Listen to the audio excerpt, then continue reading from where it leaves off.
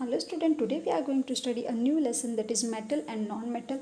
Children, we all knows metal play an important role in our life. Just look around yourself. You will find a lot of things which are made up of metal. Let's see some uses of metals. Metals are used to make jewelry like gold and silver. These are the metal which are used to make jewelry. Metal are used to make body parts of automobiles. It is used for the industrial plant.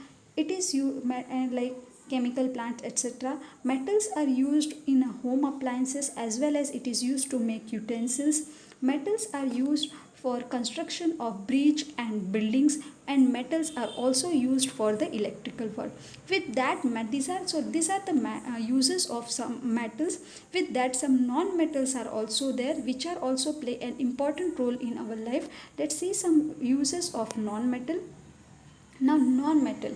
Okay. Now, children, one of the most important thing on the earth, without that life is not possible, that is air.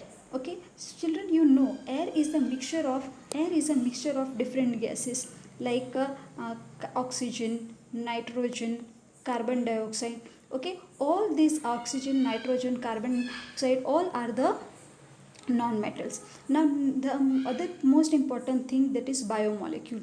This biomolecule like carbohydrate, lipid, proteins, nucleic acid, these are the biomolecule which are very useful or essential for the growth and for the building of our body. Non metals are also used for the manufacturing of medicines. Non-metals are used for the to make fertilizers like nitrogen, sulfur, phosphorus. Okay, nitrogen, sulfur, phosphorus, these are the non-metal which are used to make fertilizers. Now other non-metals are there, that is halogen. In halogen, the fluorine is present in toothpaste. Now this chlorine is used as a disinfecting agent and it is used to sterilize the water. Now this iodine is used as a antiseptic. Now non-metals are also present in all type of petroleum product. Okay, all type of petroleum product are made up of non-metals, that is petrol, diesel, like CNG, then LPG. All are made up of non-metal. So these are about the uses of metals and non-metals. Now let's see some physical, and in this lesson we are going to study about some physical properties of metal. We will also study the physical properties of non-metal, and we will also study the chemical properties of metals.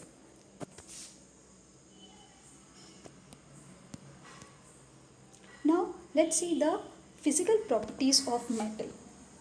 Now physical properties of metal. The first physical property of metal is metals have luster. Now children, what do you mean by luster? Luster means what? Metal having shining surface. So these are the metal you have seen, that gold, silver, copper, all are the lustrous metal.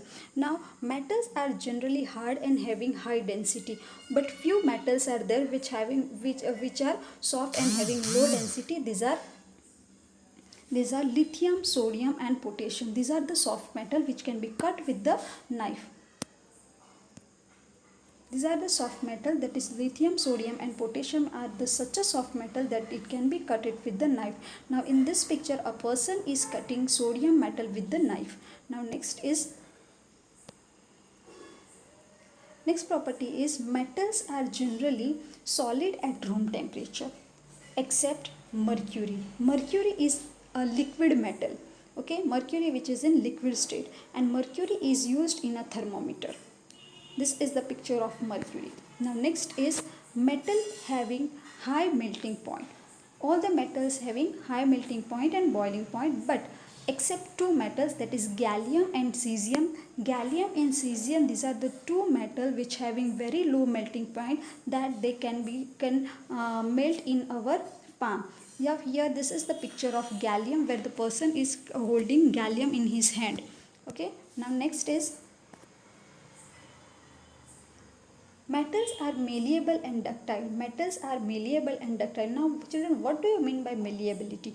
Malleability means what? Metal can be hammered or beaten into thin sheet without breaking is known as what? Malleability. Because of this malleability property, metals are used for the it is used to make sheets It is used to make foils like aluminum foil, etc. Now ductility. What is ductility? Ductility, it is a property of metal in which metal can be drawn into thin wire without breaking, is called as a ductility. Now children, gold is the most malleable and ductile element. Why it is called as a most malleable and ductile element? Because from 1 gram of gold approximate 2 kilometer lengthy wire can be drawn. Okay, therefore gold is a most malleable and ductile element, and because of these two properties, that is malleability and ductility, metals are used to make jewelry, utensils, and it is also used in machinery parts. Now, next property is metals are sonorous. Now, what do you mean by sonorous? Sonorance means what? The metal produce ringing sound when it strike with the hard object. This property is called as a sonority. And because of this property, school bells are made up of metals. Now children, think metals are also a good conductor of heat and electricity. There are two metals, that is silver and copper. They are the best conductor of heat, while lead and mercury have comparatively poor conductivity among the all metals. Now children, the question may be asked, why metals are used to make utensils? Because metals have high melting point, they are malleable, and the next property is they are good conductor of heat. Now another property of metal, that is metals are good conductor of electricity, and because of this property, metals are used for the conducting wire, or we can say, or electrical wire, or to supply the electricity. Now next is the physical properties of non-metal. Non-metal do not have luster except iodine. Iodine is the lustrous metal. These are the some example of non-metal. This is phosphorus. This is the example of phosphorus. This is sulfur, and this is calcium. Okay, and here this is this iodine. In this non-metal, these three metal, all these metals are non-lustrous, while the iodine having lustrous. Now second property is non-metals are generally soft and having non-metals are generally soft and having non-metals are generally soft and having low density except diamond. It is the hardest non-metal.